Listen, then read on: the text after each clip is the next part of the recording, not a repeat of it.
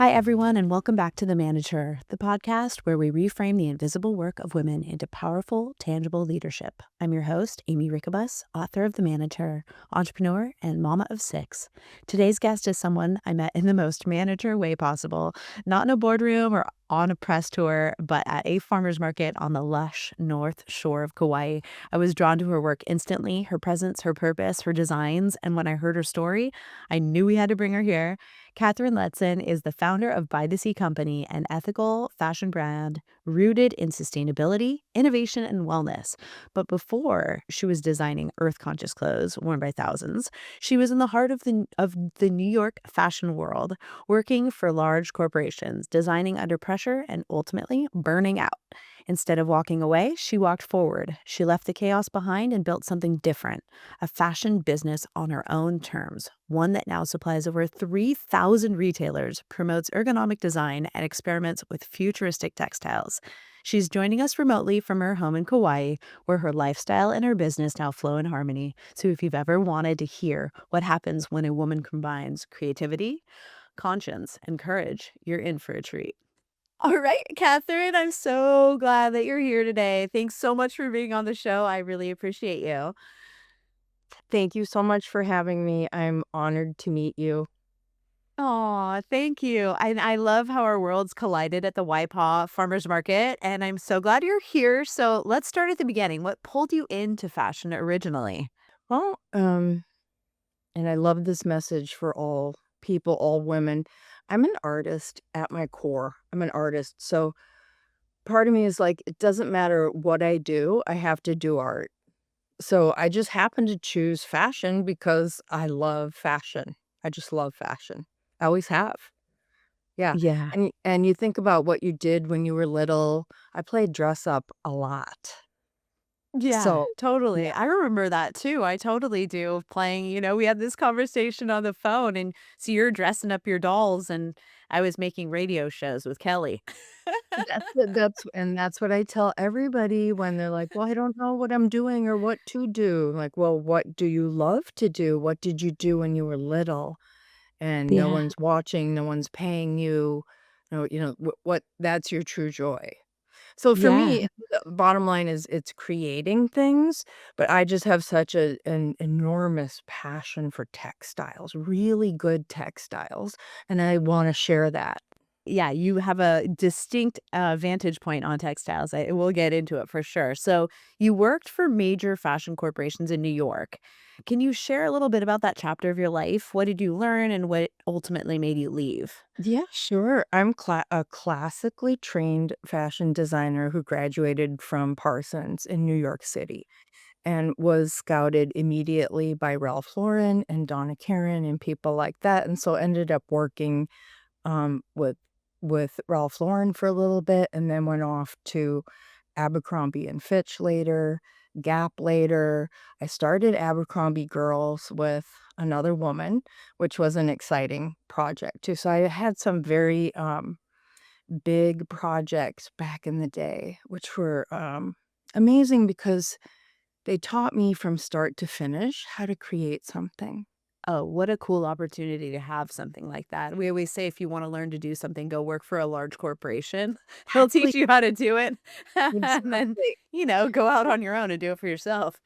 Well, Yeah. they're professionals, and, like, Yeah. for instance, I have high respect for the Gap. They are a solid company that's been around for a very long time, and I learned a ton working at that job and working with Mickey Drexler. That's so I mean, it's kind of amazing. When you mentioned that you were in high fashion in New York, and now I meet you on the North Shore of Kauai, and you're in your stand, and you've got all your beautiful clothes, and I'm thinking, "Okay, there I gotta hear this story. Like, how do you go from here to there?" And I get it, 'cause all the women I talk to who have worked in corporate, the burnout is real, and it usually happens right when you should be at the height of your career. Oh, seriously. I mean, it Yeah. and for me, it did. It did. I had full burnout. I was really sick with autoimmune stuff. Mhm. Heavy autoimmune, Sjogren's disease, and, like, all these things. I'm like, "What is happening? What is going on with me?" Well, when you live out of alignment with the truth of your authenticity of who you are, that's gonna happen, and that's what I was doing. So, Yeah. yeah, course correction was necessary and required. Yeah, and the corporations that you're working for were built by men and very much like it's very much like built by man, run by men type of like Exactly. corporate structure that you're in. And I feel it's very hard for women to work in those kinds of environments. I feel like burnout is very common. It's one of the Mhm. things that really is one of the big questions that I have is okay, so why are women burning out at the peak of their careers at these large corporations? We see women that just get to where they should be at the tippity top and you just can't take it anymore. They're sick, they're tired, they've lost the passion for what got them going. They've lost their purpose. They're way down a path that no longer suits them. I can tell you why, because you give it your all. It's a corporate job. You've been vetted maybe for a year, 2 years. It's not a joke how they interview in the fashion industry. They may interview you for a year.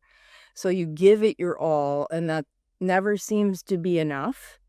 Mhm. And it's a hierarchy. So if you give it like a pyramid, right? It's a hierarchy, and climbing that corporate ladder is just it's insane to me now. The idea Y- of the structure of the hierarchy just doesn't, Yes. that creates the burnout to Yeah. me. Because You I work don't think harder and that corporations, you can't keep yes. working harder and harder and harder and harder. You can't. Exactly. It should get easier The and patriarchal, yeah, it should get easier. Yes, it should, and it does when you do it start for slow. yourself, it does get easier. You build something, it takes inertia to build something, and then you kind of have built it, and it's a garden, and now it grows itself. You've planted all the seeds, you've tilled the soil, you've done the work, but I think that's the difference between the way that women do business and the way the men do business, and maybe even the matriarchy and the patriarchy is this idea of the climbing the ladder versus the fact that life is really this garden that we grow, and it's like, And are how we about the investing? idea that every job in the company is important and that one job isn't more important than the other? I have an ethical problem with that. And that is another reason I left corporate. And when I Yeah, hire people and work with people, it's you work with me. You don't work for me. I don't ever want to create a hierarchy. Yeah. agreed. Yeah, I know. I always feel very maternal to all of my employees. I always feel Yeah, like like I want I them want to love to be them. happy. Yes, yes, I do.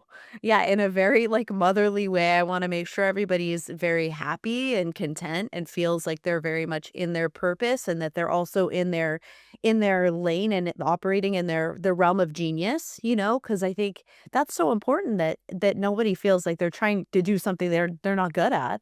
Now you're empowering them, and now it's a cooperative situation, and to me, that's win-win all the way around, and I like to work like that too.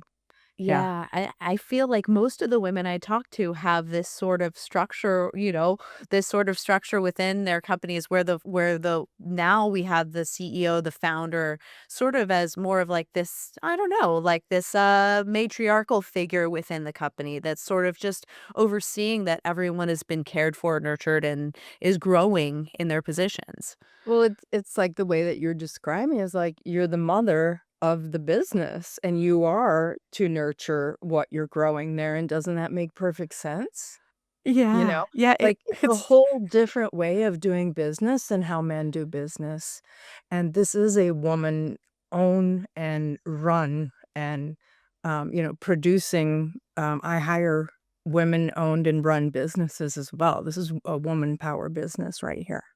same here. I do my best to keep my vertical of partners, as best I can. We really try to keep it in the family with all of the women in business. I'm very much surrounded by women in business, and I I mean, love that. especially having this show, I realized, my gosh, do I know a lot of women in business, and Thank we you do for what you're doing. everything.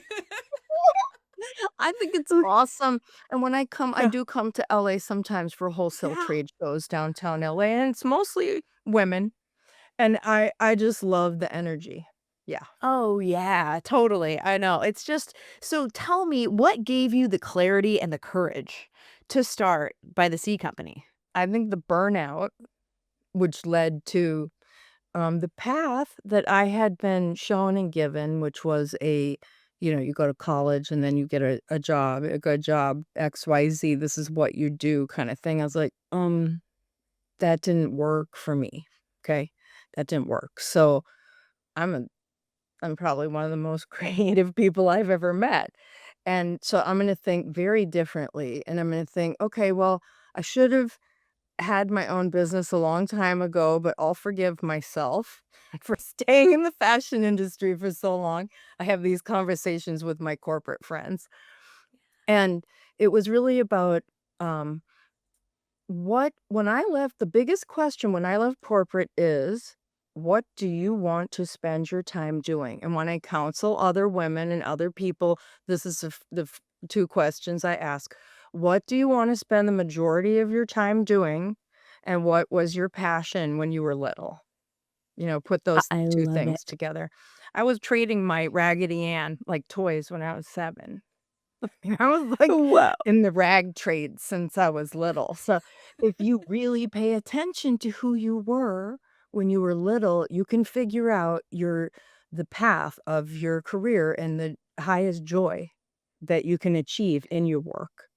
Yeah, totally. Yeah, reconnecting to our original purpose, which we I think as children we knew and we forget as we get Yeah, older.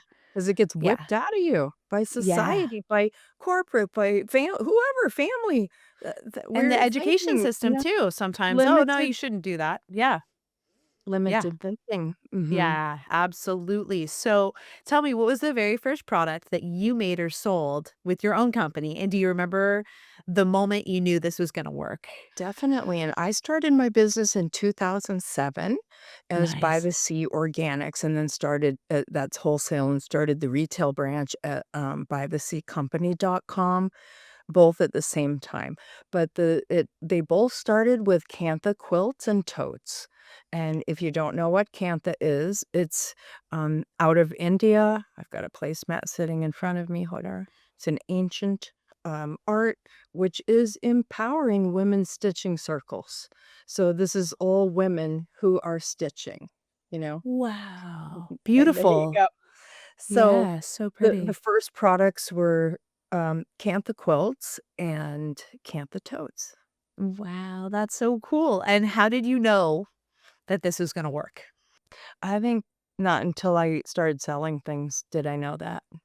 I mean, intuitively, as a I worked also a long time after I left designing and started working as a fashion trend researcher and then giving large presentations like in Las Vegas about fabrics and trend forecasting. I know what's coming, and this is what's been coming for a very long time. So now we're positioned.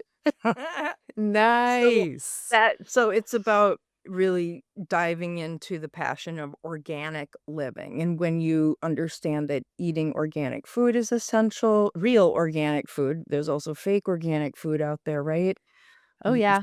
The real organic food, then you start understanding about the clothing that you wear, that your largest organ is your skin, right? So what I'm wearing linen today. So what you put on your skin really matters to your health. Absolutely. I have your organic cotton shirt on today, actually. It's so comfy. Yeah. It's so soft.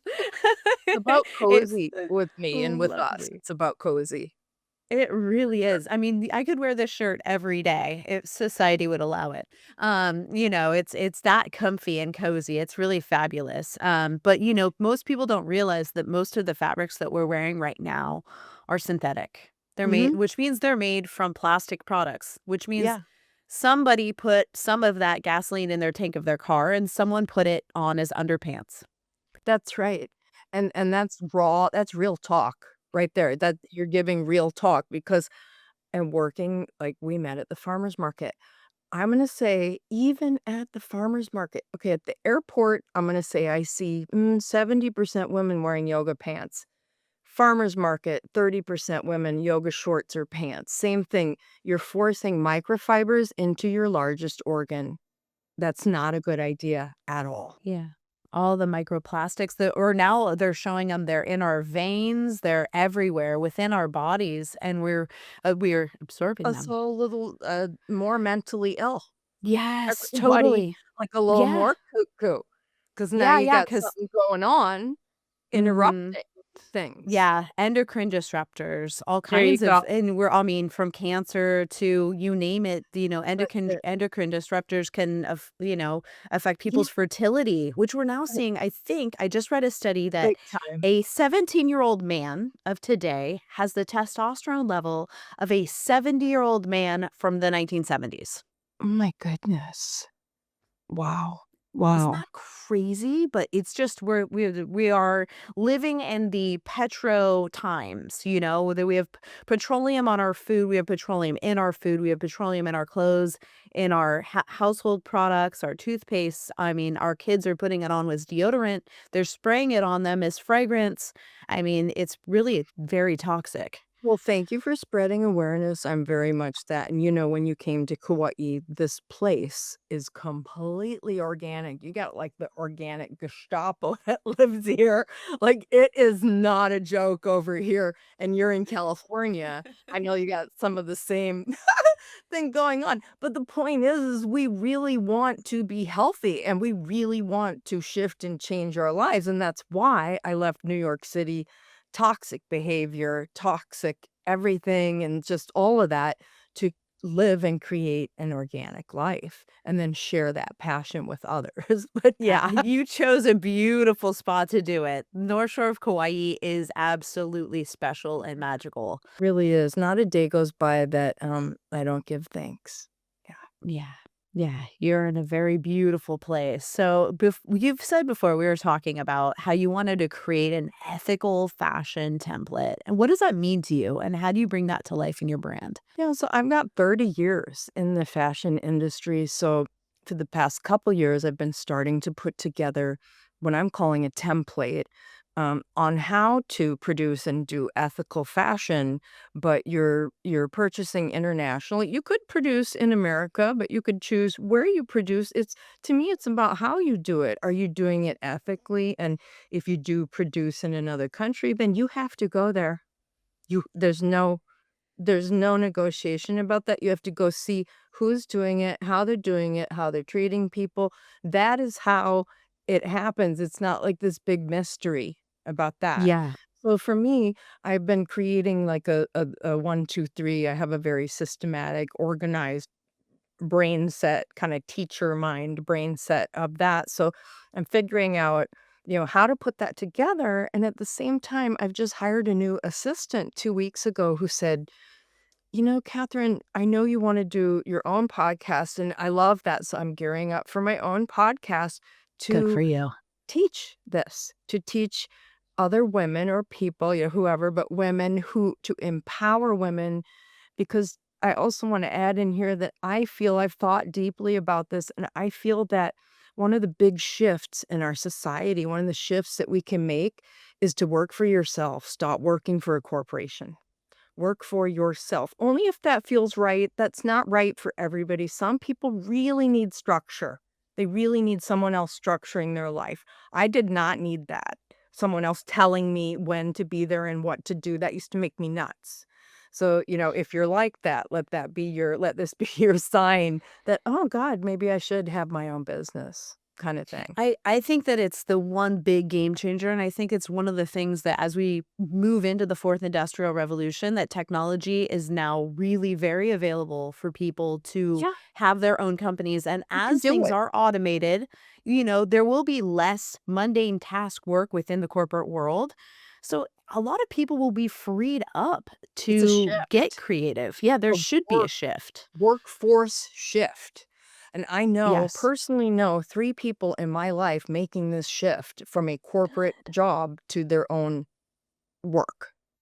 That's amazing. That's amazing. I know I just had the girls from Unicorn in Every Stall, and they did the same thing. So One of them cool. had been at Pepsi for 27 years, and the other one had been working in the fashion industry in New York. They're cousins, and they teamed up and started this great company for themselves. They were So burnt cool. out.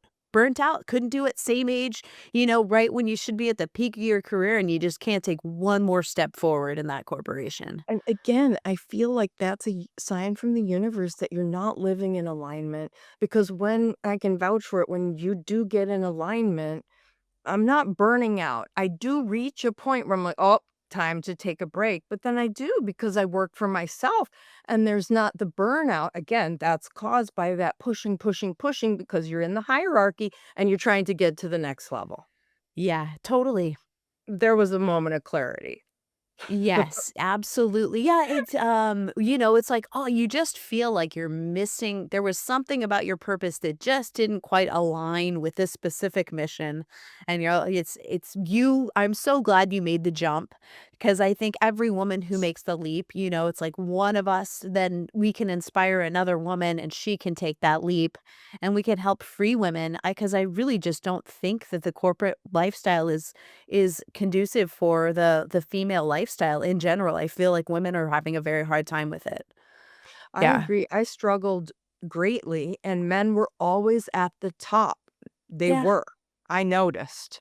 Yeah. Mhm. And I think that we're looking at a structure that was built in a time when these men who built this had wives at home who cared for their home and their children. We're looking at something that was built from a long time ago, something that's archaic.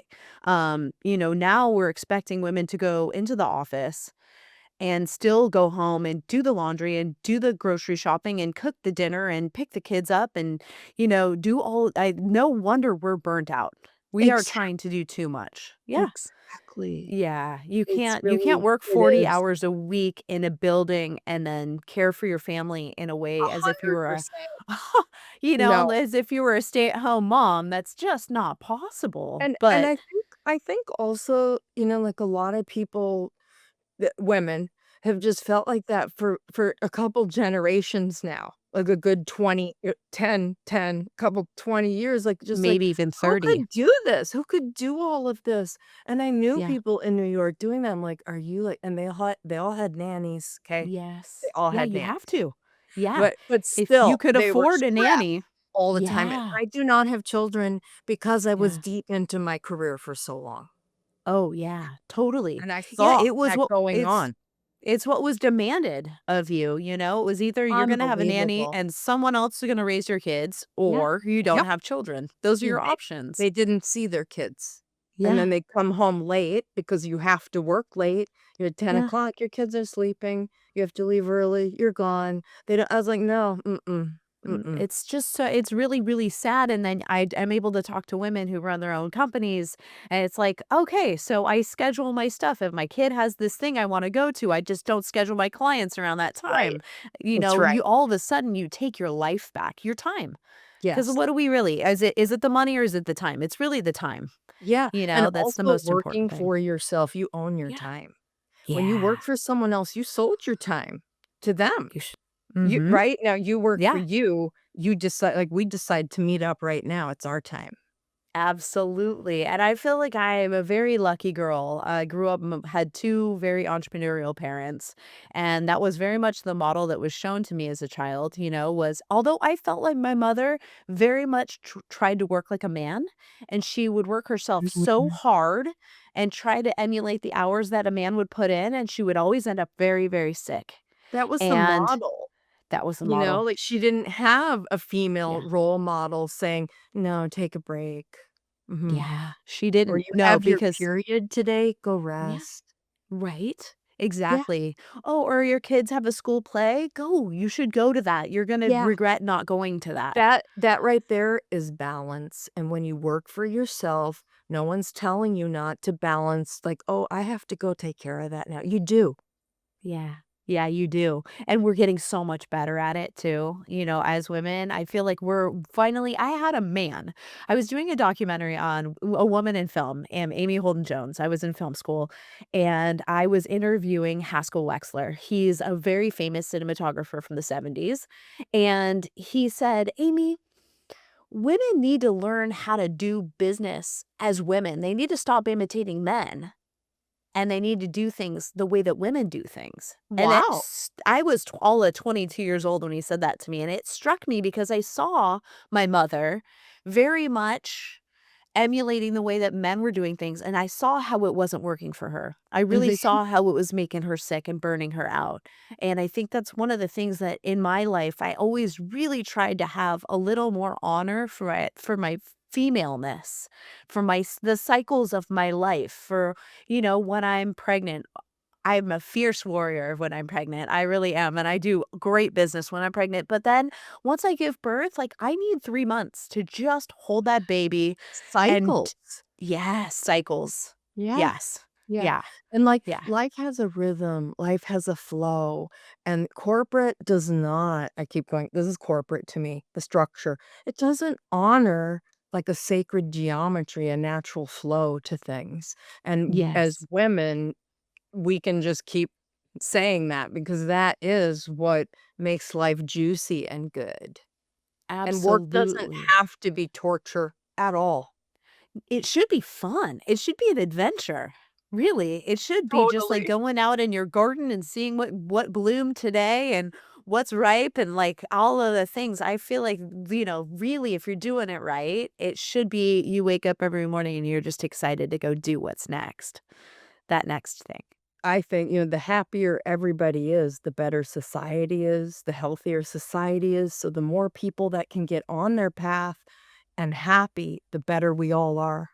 Yes, because like, you think, we in yoga, there's that saying, "Loka samaste sukhino bhavantu."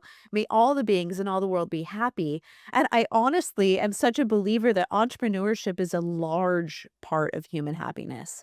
That being able to control your time, that being able to control your life and your finances and the way that money comes into your life with entrepreneurship is truly a freedom, and it's truly a gift to It is humanity as a huge. whole. Yes. Yeah. Yes. Yeah. And Yeah. knowing to like when to reach out and delegate when you need help, Yeah. as an entrepreneur. Yeah, I mean, I won't try to learn something. I would rather hire somebody who knows how to do it really well. Hmm. And that's because I'm a delegator. I'm a natural delegator. I'm like, man, I love that she knows how to do that. And, I've got my accounting people and I've got Yes. my social media people and, I don't need to do everything. I'm glad to bless somebody with that job. Same. And that's team building also, Yeah, you know? absolutely. Yeah. Yeah. Yeah, you Mhm. get happy people doing the things that they're good at. Mhm, exactly. That's what my first interview question usually is. What do you enjoy doing? What do you love to do? Perfect. Yeah, that's the most important thing. I mean, I see it in my people too. I see what they feel. I mean, my VP of sales couldn't be more of a sales guy. I mean, he is very much in his realm of genius when he is working with clients and doing deals. And he's just, I mean, I don't think there's a happier man on the earth. I think he's very, very happy to be working with us because, we just do things differently here too. I feel like there's a way more laid back vibe than working for a large corporation. We do big numbers, but we do not do bureaucracy. We do not do, we do it in a real simple, like, we like to think of ourselves as little Navy SEALs, little Beautiful. I Navy just SEAL love team. that. And Yeah. you're setting a template. I think anyone stepping out of the corporate whatever is setting their own example. That Yeah. you do it your way, I'll do it my way, and you do it your way, Yeah. you I know? just think that I mean, for me, having the age, I'm 46 now. So like with the maturity, I mean, I've been running companies since I was about 22 years old. And I used Wow. to burn myself out. Like I was sick a lot in my 20s. And then when I got into my 30s, my husband Brendan was always very good about having boundaries about work. I would have, like my mother, I would work 24 hours a day, 7 days a week if he hadn't said, nope, we're not gonna it's 8 o'clock at night, we're not working now. And I think that saved me, I have been very, very well for the last 14 years that we've been together, and I think that it's very much Amazing. having the healthier boundaries with work Mhm. is You a big do game when changer. you work for yourself, you do need discipline that this is work time, this is not work time, Yeah. because your work can consume you Yeah, you very have the easily. choice. Take all your Yeah. time, eat all your Yeah. time. Yeah, you Mhm. can very much, I do feel like the immature entrepreneur often works themselves way too hard. The And death. with Mhm. maturity in business comes, the ease, a little more grace. Absolutely. Yeah. Absolutely, and you have so much to share and offer about that Oh, because you've been building companies since you're 22. yeah, a long time. I know Wow. it's yeah, I know. It was, Impressed. whatever I could get my hands on, It was real estate and film companies, and I had a nutraceutical company, and I kept myself busy. My motto was say yes to everything. Any opportunity. Interesting. Yeah. But you're so inspiring to others to do this. Thank you for doing this as well, Oh because my gosh. that opens up the path for so many people that just didn't even know there's a path. Yeah, I'm hoping to, because not everybody had my mother growing up. So for those of them who didn't have Dr. Sharon Rodden as their mother, I'm hoping that, the Manager podcast can be that little spark of inspiration that yes, you can. And there is a way forward, and there's a million ways to do this. And everybody has their own instrument to play, and everybody plays it in their own way, when it comes to business. And, it's neat, whether it's fashion or at whatever your passion is, you could build a business around it. Absolutely. Yeah. People, the I was watching a video about the future of social media, and today is July 14th, 2025.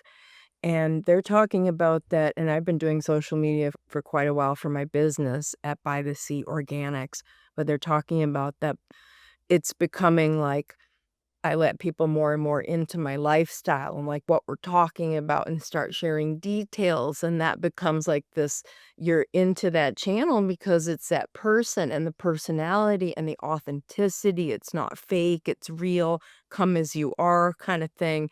And that feels also like entrepreneurship in a way.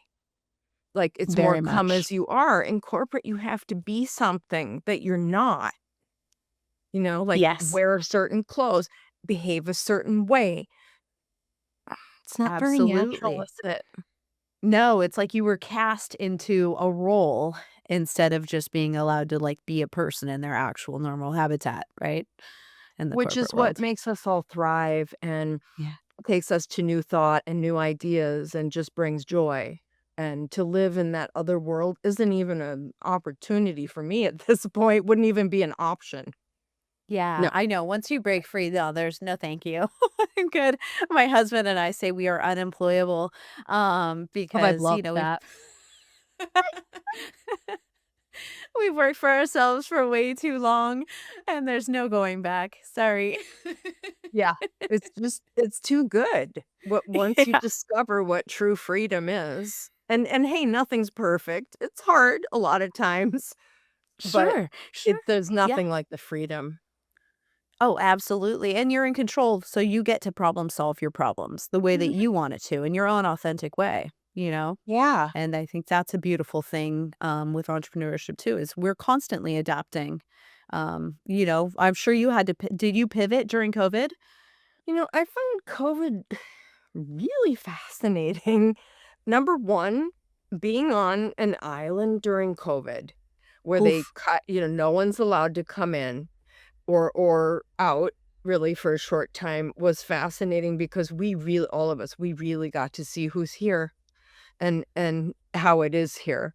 But as far as the business, my business boomed during COVID because online sales, and then I've been, into social media since the beginning, so it's yeah, so Good I job. was like, "Oh, this is fascinating."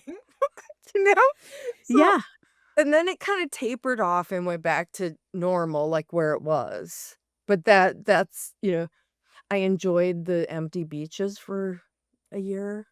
Oh, right? Oh my gosh, you were in heaven, actually. I'm like, "Oh, never mind, We you were all good." were. Yeah, you're doing online sales during COVID, and everyone's sitting Private at home island. buying stuff Yeah. online, and you're sitting on your private island. Oh, I love it. I It think that's felt the like that to best. us, so we were just like, "Woo, woo." Anyway, yeah, COVID wasn't it just wasn't so bad here. No, yeah. I know, we made our own little our company actually took off during COVID because that was Yeah. the digital transformation of the corporate world, and we ended up specializing in digital transformation. We didn't even know what it was called. We were doing it, we just didn't have a Yep. word for it. Yeah. Yeah, exactly, exactly. I Right. was like, "What do you And even call this?" you're absolutely right, like, that time too where they're like and when all the time I worked in corporate, I was thinking, "I don't need to be here to do what I'm No. doing." And I'm being creative, and I'm drawing for the and designing, and I'm like, "I do not need to be sitting in this horrible office under fluorescent lights." No, you did. I know, and now I think the corporations are realizing that, remote work is possible. We actually have a remote workforce. Pretty much, all of our sales teams are out and about wherever they wanna be, Same. and yeah. It's fully remote. No, there's 3 people here and me, so it's Yeah. 4 people here. Mhm. Yeah. Yep, Yep. yep. Well, I keep my accounting in-house, and it's fine because she's my husband's cousin.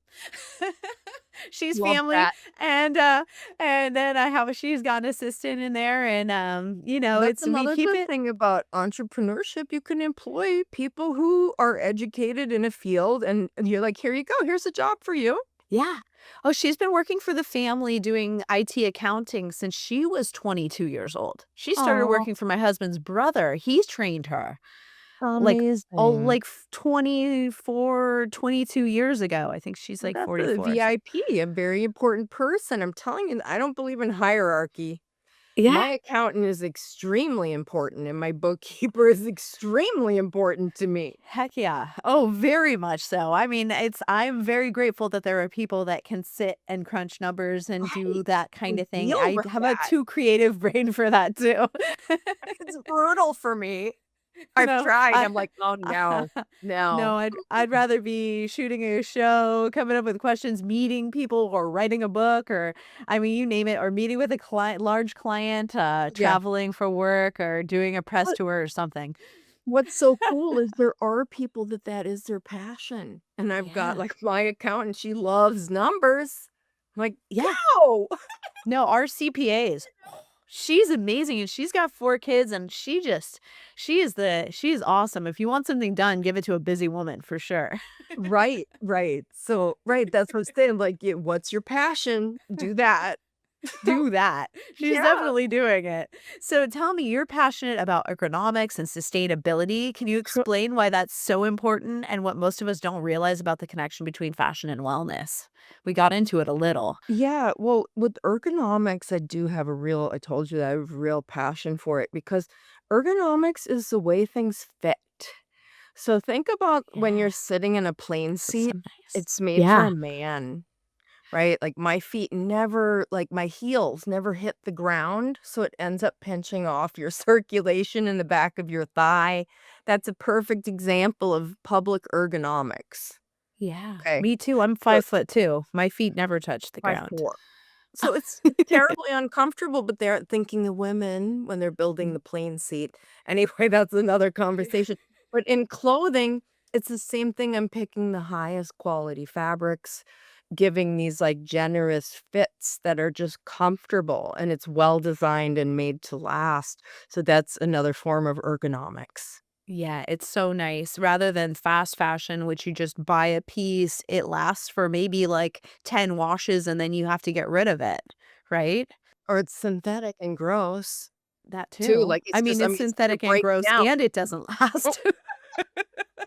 'Cause it's gonna break down, it's nasty. Ooh, and you think about what it's doing every time you're washing it in your washing machine, it's actually breaking Right, down microplastics into the right. water supply That's as right. well, I you also know? like to it's gross, and I also like to mention because I've spent a lot of time in Europe, Europeans have a very different mindset when it comes to shopping than Americans, and if Americans can adopt this mindset, it's much healthier and much more sustainable. So they'll spend money, like our clothing, it's not cheap, but it's not super expensive either, and I'm very Yeah. mindful about that. It's about buying a good quality, like, shirt piece Yeah. instead of 5 crappy ones at Target or I Yes. don't care, Walmart, whatever it is, that's fast fashion, H&M, fast fashion, all that fast fashion, raping the planet.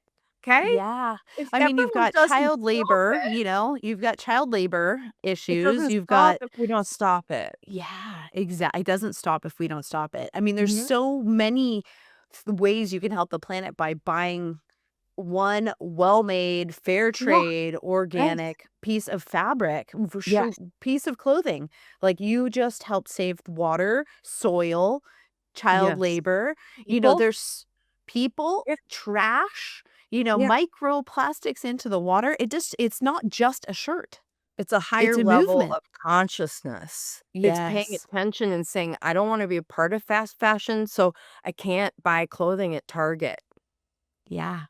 Yes, totally, and then I see people and they have a house full of clothes, and instead of washing them, they Mhm, just buy more, and they're mhm. buried alive in fast That's fashion, like a mental illness right there. That's not Yeah. I don't think I'm like, "Ooh."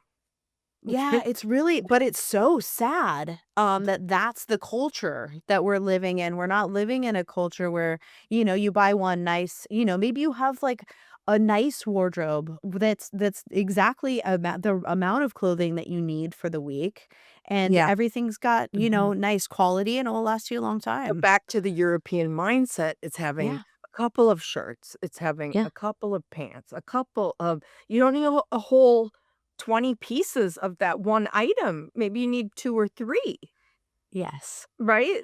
It's Yeah. excessive. It's just really I think that people look at Americans as very excessive. We live in Yeah, a culture that, because we believe happiness is a product that you buy, we continually are in the pursuit of happiness by if I just buy that toothpaste or that deodorant or that shirt or those shoes. And so we're constantly in the pursuit of happiness like because of looking for course something. happiness isn't in any of those things. Happiness Mhm. is between your ears, as my mother always said. Exactly. Your mother's Can't take it. 100% correct. Yeah. So it's like, why, and we definitely do. We live in a culture that's very much highly in the pursuit of happiness in the Mhm. form of that next thing that they're going to buy. And so we do. We live in a very excessive culture because people are sad, they're lonely, and they're looking for happy. We are shifting though. I do Yeah. see the shift. Over the past, I wanna say 10 years. It may be a slow turn like a big boat, but I do see it, and Yes. as a fashion trend researcher and someone who's been doing that for a very long time, this isn't just a trend, it's sustainability is a way of life and is how we should all be living so we don't waste. Yeah. Yeah. Well, because why we don't need to waste. We want to save some planet for our great grandchildren. So let's do this. Yeah. Need excessive. Like, we just don't need it is why. We're sold it by all those ads, right? Yes. All those big companies. We have to get smarter than the ads. Yeah, Yeah. yeah. We do. Get smarter than the ads and get happier. I guess if we can find our purpose and our happiness, that's what the next book that I'm writing right now is on human potential. And it's actually more about happiness and the pursuit of happiness in your life. And because I really feel like there's this alignment between purpose, potential and happiness. And it's kind of like, man, if you can get that, how much money you have in the bank isn't should not be the defining human Right. potential. Yeah. I don't look at Jeff Bezos and go, "Man, I bet that guy's so happy." And I go, because I know, because I grew up in a neighborhood with a bunch of rich people who were not happy at all. So I know Mhm. that money, you could spend your whole life in the pursuit of it and think that you're gonna be so happy when you just get that next $1 billion, and you're not. It's not because it right, so I too spent time I grew up in my dad was an eye surgeon, grew up in a wealthy neighborhood, all that, but it's not happiness comes from inside and doing your inner work, healing Yeah. those big wounds because they just come out over and over again in every situation. So until Yes. that's taken care of, you're not at peace inside, right? Yeah, And no matter exactly. how much money you have, if you don't know that basic thing, you're just gonna be a ball of hot mess, anxiety, whatever. But that right there, yeah, mhm. Yeah, I watch Yeah. that a lot. it's I watch amazing, that and channel a lot. oh my gosh, it's amazing. I think people who didn't grow up with money, like my dad grew up in East LA, and I think my dad thought if he just got the PhD, if he just made the money, if he just had the house, if he had the car, the happiness was gonna come, and he was Absolutely, that was the belief. yeah, and he was very I think he was very disappointed to find that that wasn't what it wasn't there. When he got to the other end of the rainbow, there it wasn't that the happiness that he'd been promised wasn't there. Same with my dad, grew up on a farm, told the story of walking 5 miles to school in the Minnesota winter. Yeah, You know? right? The whole, like and then, he became an eye surgeon, but that's not the happiness. Like, I never saw my dad truly happy. When you're saying this, I'm like, "Mhm." Yeah, because he never did his inner work. Yeah. Mhm. Yeah, totally. Yeah, and I don't even think that there was an awareness of that that needed to be done, especially not in the patriarchal male of the time, No it way. was They very had much an avoidance of the wound. There blinders. is No no way. wound. What wound? No way. What are you I am a talking strong about? man. Yeah. Are you crazy? Favorite line of men to women in that area, "You're crazy." It really was. It really Yeah, was, and it was the one thing you really gaslighting. d hoped they never did to you was throw you into a mental institution. Oh, gaslighting, right? I know, It and then really fear. was. Oh, control them with fear. Yeah, it was a horrible time for women. I mean, even I think of the 70s and 80s, but I know the 60s and the 50s were even worse, but it So much is abuse. so much abuse, Yeah, women have we're so lucky that we've come through such a big shift in the third industrial revolution. There was so much awareness raised. There was so much like the all the Me Too movement and yeah, women in business movement and so much that happened. standing And I up. feel like, yes, yes, yeah, absolutely. Yeah, we've come a long way. We have come a long way, and I feel lucky to be on this side and be raising my 4-year-old daughter who I look at and I'm like, "Geez, this girl's gonna have a robot to do her dishes and her laundry. That's never gonna be a problem." I love that idea, by the way. And you Yeah, I get just one think of too? yeah, Yeah? absolutely. Actually, my friend who's in AI looked at me. I was writing my first book, The It's Manager, and coming. I was talking about all the invisible work. Women are doing it. We're really not talking about what we're doing. We're not owning the work as the management and organizational work that it is, that we are the CEOs of the home and that we're managing the business and we're managing the people, the capital, and the systems within the home. And we're doing it without an operating handbook. We're doing it without a standard set of SOPs and standard operating procedures. We're doing it all in our heads. And like that's pretty amazing what we're doing. And she goes, "Aimee, a lot of those mundane tasks are going to be automated by 2030." And I went, "Wow. Now Yeah. that's the real revolution for women is getting lifted out of the mundane household work that, so many women that have I children. agree. Oh, I think the Jetsons had it right. yeah. Yeah, Mhm. I know. The Jetsons, you know what? Now I find myself thinking exactly that. Wow. Yeah, Wow. What would, if I was in the Jetsons right now? Okay. Yeah. How would what was her name? I can't remember the robot, but she was Rosie, great. the robot Rosie. Rosie, right? Yes, Yep, and then they exactly. had meals, like, just pop out of the wall, remember? I 'Cause mean, I every think I want housewife at Rosie that to, point yeah. probably wanted that. I think I'd have Rosie go down to the farmer's market and get me organic stuff and then cook it for me. I'll teach her how.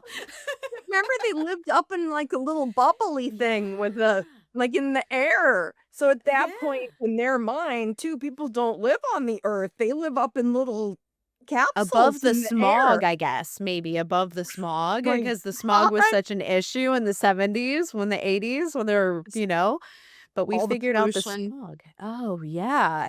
so bad. It's so Yeah. amazing as a futurist to think of where we're going now as women and like, what does the path look like Mhm. for us? We're moving Mhm. into such an interesting time for Yes. women's studies. I think that, and for the revolution itself, I think that we're coming into a time that could be profoundly freeing for women on so many different levels. But as you're a futurist and you're more like what's next in the world of fabric innovation, and are there any new materials that you're super excited about right now? Definitely, yes. I used to work for a company in London called WGSN, Worth Global Style Network, and they're huge now. But they are fashion forecasting, like global. And two things up and coming. One is kelp, seaweed, fabric, and I'm sure they could do paper too. And when I think about seaweed, I visualize all the different ones. There's like red and green and like there's all different. So I imagine this to be a very exciting fiber up and coming. And also banana leaf, which grows in abundance in many tropical climates. That's also very sustainable, easy, organic, natural fiber that's being developed right now. And these new fibers are fully biodegradable. Don't hurt the planet. That's how we should be. Yeah, cotton Yeah. and linen, always, these are staples. That's amazing. I know, I was watching a video and they said linen has the highest vibration of all the fabrics. It does, right, I get Yeah. even now, it's keeping me cool. We have 86% humidity today. Wow. I'm fine wearing linen. Wow, Yeah, that's yeah. amazing. Yeah. Yeah, I We love didn't linen. I know love are you cotton. I'm sorry, just to know Yeah. that fabric can do that for you, I think most people just don't even know that. Right? Yeah, That yeah. fabric can I make was you feel better. Yeah, and most people don't realize that that fabrics have different vibrations that come off of them, except synthetic fabrics, which have Mhm, zero vibration, which come off mhm. of them. Like dead. They're dead. Yeah. Yeah, yeah, so it's like linen, I think, was like at 70, and then there was like cotton what came in at like 50 or something like Hurts, that. you're talking Hurts. I don't know it offhand, but I do Yeah. know I also know the, shroud is linen, and it's still, like, intact in a museum. I can't Yeah. remember where, if it's in the Met in New York, but we could look it up. But it Yeah. literally linen is a long staple fiber and lasts for hundreds of years, it can. Isn't that amazing? It really It is. is. You think about it. Yeah, linen was such a popular fabric in Egypt. Mhm. Cotton and That's it. linen were such, Yes. in the ancient times. And I Yes. think, well, those people in the northern parts of Europe who were wearing wool must have been so excited to get Right? cotton and linen Also as an flax. alternative. Yeah, and Flax flax. was another one, which is a long you're just easy to it grows really fast. Yeah, it Yeah. still flax is in development and hemp in development. I mean, it's not Yeah. like mass. What's mass is not good for us right now. What should be mass is it to me is all these natural fibers. I know we could really have a huge movement. It would be so good for the topsoil if we really moved away from, the non-organic cotton, which is so toxic for the topsoil, and moving away from all the plastics based clothes, which it's like, man, we're pumping oil out of the ground to make Mm. clothes, It's laundry just wrong. detergent, all kinds of Sure, things it's that wrong. we don't need to be making with it. We could save Yeah. that for fuel for vehicles and for other things. We don't need to be using it for clothing and household cleaners, which are pretty toxic. Yeah, I do drive Yeah. an electric car and have solar Nice. panels on the house. It's very hardcore organic here, it's not a joke. No, Living I on love this island. Kauai is the best. I'm ready to take the leap. I was working on my book there and I was just like, "You know what? I think it's time." I actually have my husband looking for us for a place over there right now. That's so Because cute. You know, a lot of people say that this is a template for New Earth, meaning Yes. really the way that we live, which was truly trying to be organic almost all the time in everything that we do as much as possible for your health, for your longevity, for your well-being. Yeah. Yeah, you guys are really doing it over there. I really noticed it when I was there, and I thought to myself, I have 2 younger children, my 4-year-old and my 2-year-old, and I thought, "Wow, I wanna raise the babies here." Like, I want them to grow up like this. I want them to have land and chickens and, Run you around know naked in a safe Yes! environment. When I It's saw the that, it just my heart, cutest. like, exploded. I'm like, "Oh my god, it's so safe here." It's so safe and so I mean, I see my daughter came home from Kauai with no tan lines. Exactly, that's what I'm talking about, and they're, like, some of the They're most so cute. beautiful people you've ever seen, naturally beautiful, like, shockingly beautiful. Yeah, just it's because they're something like else. sunshine children, and sunshine people. It's the lifestyle too. I think people are Yeah. eating well, they're drinking really good Yes. water, they've got great exercise, lots of sunlight and fresh air, and, and they're happy. Because I feel like there's a sense of community, there's this culture of slowing down, which you very much get on the North Shore, Yes. and it's like you can talk story and hang out and get to know each other. The point is you can achieve balance. I Mhm. think what we're saying here too, like, to everybody, you can achieve balance, so you Yeah. don't have to be in a frantic state. And it's not required to be an entrepreneur. You do not have to be in a frantic state. I think that was the Absolutely. old model. The new model Absolutely. It doesn't the new feel model good to is anybody. People no. working with you, for No. you. No, Mhm. it's not a good look, and it's not sustainable. It leads to burnout, and it's time for us all Yeah. to realize, you can slow down, you can find balance in your life, and entrepreneurship can give you balance and sustainability and happiness and purpose in your life, and in a way that you probably have never experienced before. To me, that is the shift in power, really, too, Mhm. is you're taking your own power, each of us taking your own power by being authentic. Yeah. Yeah, Yeah. absolutely. Oh, totally, and I love it. I think I'm trying to imagine you in New York City, and I can't do it. Most people say that to me now because, I don't know what it means really, but I am a Gemini and we're very quick-witted. We think quick. We think on our feet. We're very, I can make a decision and change my life like that with no issue. That's just who I Uh, am. And some yeah. people, that's just who I am. Yeah, totally. No, I have a Gemini, and he's very much like that. My 15-year-old, he's Right. very much like that. So, yeah, Keeps I on your get it. toes. Yes, he does, but Exactly. he's my favorite. But he's, Oh, you creative? he he's he's creative, and he's very mechanical. Mhm. Mhm. Yeah, he's so Yep, yep, mechanical. He has yep. something in him that I do did it skips me completely. Like, Maybe kid we can take love the way things work. yeah, he can That's take something ergonomic apart. too, the way things Yeah. work. Yeah, he loves the way things work. We were just talking about him doing like an internship with a plumber to see if he might Oh, want to do, pick a interesting. trade. Yeah, Mhm. he's such a hands-on guy. He's like I Totally really get it. don't he doesn't want to go to college. So he really wants to Then learn don't. something. Yeah, he wants to learn something he can do with his hands That's and what have makes his your own business. yeah, and that's what makes you feel fulfilled and your spirit feel free when you're not Yeah. forced into a life that doesn't feel natural to you. Yeah. Yeah. Yeah, I think that would be the worst thing I could do for this kid. He's dyslexic and just has he's not an academic. He's very talented physically, very, very mechanical, very good at electrical stuff too. The kid could take apart an e-bike and put it all the way back Oh, together yeah. again, Yeah. you know. So But yeah, everyone has their skill set and yeah, everyone's different. Everyone. yeah. Yeah, Yeah, it's which is very not beautiful me. to me. I mean, not in a million years, definitely not my Me it neither. skipped me completely. But you know what? So I'm so grateful that, like, someone wants to pick up the garbage, that someone else wants to work at the yes. grocery store, that I'm serious, like, I value Yeah. each and every person for what they're Oh, doing. yes, totally. I know there's so many beautiful jobs and so many people that are, we all have such a unique song to sing on the planet, and it's so nice that we're not Yeah. all trying to sing the same one. Like, That's do your why own we're thing. all little right? Little spark Well, of the yeah, divine. yeah, totally. Yeah, Little snowflakes, all individuals doing their exactly. thing.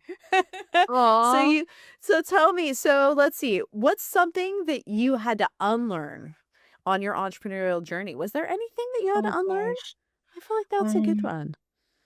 Or did you kind of get it right? I think what came into my mind first was just overworking, and Yeah. honestly, I still struggle with that. I've got Yeah. balance, but because now, like, right now, it's summer, and it's a really busy time, really Yeah. busy. So but it's unlearning overworking. Like, to achieve success, you have to put in 80 hours a week. That. Yep. Me too. Oh my gosh. And that's a really hard, that's Mm. Oh, the quicker you can learn that lesson that you don't have to overwork yourself, the better. Because my gosh, my poor husband nearly worked himself to death. And it's the reason I ended up as the CEO of Tomahawk was he had worked himself to death pretty much. He was so sick. He was so burnt out that he Yep. just couldn't. He ended up in the hospital, and I ended up the Sorry. CEO of Tomahawk. But Mhm. my gosh, it was like, what a blessing. Also, I felt like the universe absolutely had a plan for us because just at that very moment, PepsiCo was looking for a female-led, female-owned company to do this big contract with. Amazing. And I just happened to be, I mean, when I rolled in to PepsiCo's headquarters, I think I was about 6 or 7 months pregnant. Wow. And Well, I rolled in and, it was just the perfect opportunity, and I feel so grateful that the universe kind of conspired to allow me to have this journey to lead Tomahawk. beautiful. My husband had been leading Mohawk and Tomahawk for a long time, and he just had to take a step back, and at that point, I stepped on as the CFO of Mohawk and the CEO of Tomahawk, and it just kinda changed my life, in such a big way, it was profoundly more than I wasn't sure how I was gonna do. I had 3 little kids and I had a baby. Indy was just a baby at the time. She was born in 2020, and then I was pregnant with Paul, and it My was like, goodness. this, and I really dug into that, like, strong woman persona. I don't know if you've ever seen the petroglyph. That's a Hawaiian petroglyph. That's the strong woman. Mhm. It's beautiful. I keep it. I have it. I bought it when I was in Maui, and I sleep with I'll her look it next to up my because bed. now Yeah, okay. but that was my strength during the whole time was, "You're a Wow. strong woman, you can do this for your Mhm. family, you gotta Mhm. show up right now," and so Yeah. I just dug in deep and it did what I had to do, and now it's so nice because I feel like now we've got balance back in the universe and, we've had time to heal and recover and he's feeling better, but now we have this whole different take on life. We've realized that you don't have to work yourself to death. Yeah. He was always the one telling me not to overwork myself, and he was overworking himself, That's the you beauty know? of a good partnership, which it sounds like you've got a good partnership, is that you can do that, like, "Okay, I need your help now. Okay, I need your help now," and help each Yeah. other. Yeah, Yeah, that we very that's much, I feel like we have learned so much from each other. We've grown so much from each other. Sometimes being in a relationship isn't about doing everything perfectly all the time. Sometimes mm-mm, always being in a relationship should be about learning and growing and um trying to absolutely. see what's the lesson in all of this thing and using that person as the mirror to show you who you are and letting them use you to show The them growth. who they are. Mhm. Yeah. Yeah, that growth Absolutely. mindset. Yeah, and that being resilient in a relationship instead of just, I mean, it's kinda just like business, actually. It teaches you so much Yeah. about yourself. I've had 2 long-term Yeah. relationship. Teaches Yeah. you a lot about It yourself. really does. Yeah, because you Yeah. can't really I feel like my kids showed me who I was in such a way. I never saw myself that way. I had Mhm. no idea I had the, what is it called? Sensory processing disorder. So I never realized Oh, I had that until I had my son, and then he couldn't stand the way the socks fit, and he couldn't have tags in his clothes and all of these things, and I went, "Me oh, neither. Oh, that's a thing." okay. What is there a name for that?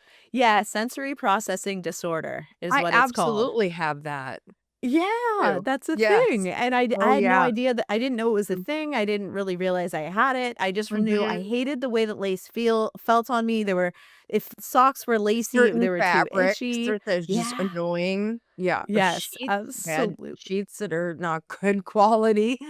Mhm. Yeah, all of Mhm. those things, and that's probably what drove you into this kind of Part of it, business is, you wanted to definitely. find something Comfort. comfortable to wear. It's comfort for sure. Yeah. Yes. Yeah, soft and Mhm. ergonomic. If you could create a manifesto for the next generation of women in fashion, what would it say? I love this question. It's a really good one, and very simply, I would say embrace your authenticity. Yeah. Kind of very Yes. simply put, like, if you just stay true to who you are your whole life, Yeah. you'll be It's good. You'll yeah. attract the right people, the right work, the right things. Amazing. Amazing. Yeah, it's so true. Yeah, just be you. and Mhm, shine your little light, and people will come to you. If you're mhm. happy and you're authentic, it's amazing what you can Yes. attract to yourself. Authenticity is queen. Yes, it truly is. Well, Kathryn, thank you so much for being on the show. You're absolutely You. fabulous, So are and I love you. what you're doing, and I'm so grateful that there are people on the Yes. planet like you that are helping to lead the way in sustainable fashion in such a beautiful, comfortable, and elegant way. You've really just mastered it.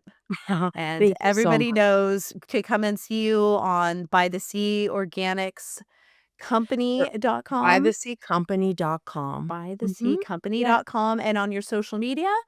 This is By the Sea Organics. Yeah. Love You. that. All Yeah. right. Okay, Yeah. go visit Kathryn, go Thank buy some of her pieces. She's you. fabulous. And in the meantime, keep managing you, and I'll see you guys Thank next week. you guys. Aloha. Aloha. Bye. Bye. Kathryn, thank you for tuning in with us today from Kauai and for sharing your wisdom and your story so generously. You're showing us what's possible when we choose alignment over exhaustion and beauty with a conscience. To everyone listening, if today's conversation sparked something in you, take a moment to explore Kathryn's work at bytheseacompany.com. You'll find fashion that feels good, looks good, and does good for the planet.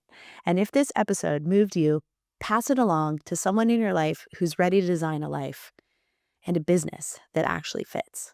Until next time, keep managing her and keep managing you.